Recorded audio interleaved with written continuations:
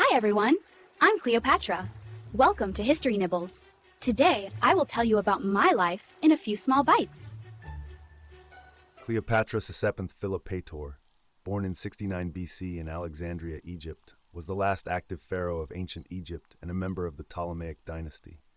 This dynasty was founded by Ptolemy I Soter after the death of Alexander the Great in 323 BC. Cleopatra was highly educated, fluent in several languages, and well-versed in mathematics, philosophy, and astronomy, reflective of her family's Hellenistic culture.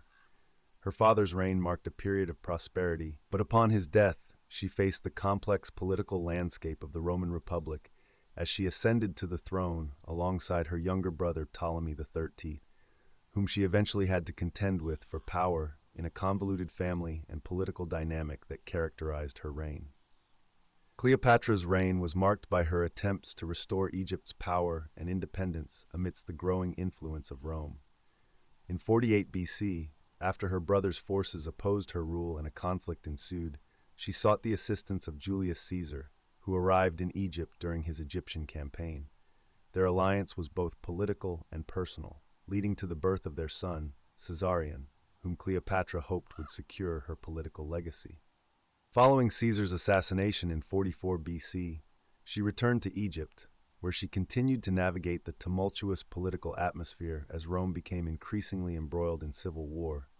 She ultimately set her sights on Mark Antony, one of Caesar's top generals. Cleopatra's relationship with Mark Antony became a pivotal aspect of her reign. Their partnership was not only romantic but strategic, as she aimed to protect her realm from Roman domination. The couple formed a powerful alliance and had 3 children together. However, the political landscape shifted dramatically when Octavian, Julius Caesar's adopted heir, sought to consolidate power and eliminate Antony and Cleopatra as threats to his authority.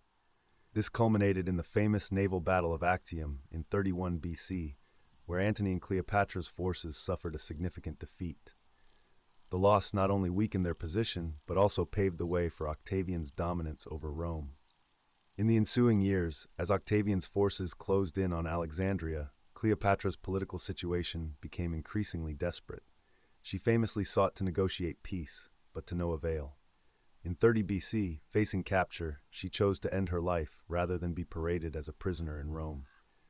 Cleopatra's death marked the end of the Ptolemaic rule and the incorporation of Egypt as a province of the Roman Empire. Her legacy, however, endured, as she became a cultural symbol of both seduction and political acumen, shaping how women in power were perceived in the centuries that followed. Cleopatra's significance transcends her life and reign. She represents a complex intersection of gender, power, and cultural identity.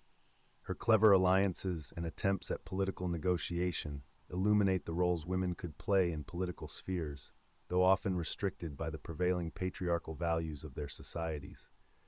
The fascination surrounding Cleopatra has persisted through history, inspiring countless works of art, literature, and scholarly study, as she embodies both the allure and the tragic limitations of power for women in a male-dominated world. Her story continues to resonate, offering insights into the ancient world and the perpetual struggle for agency and influence in political matters.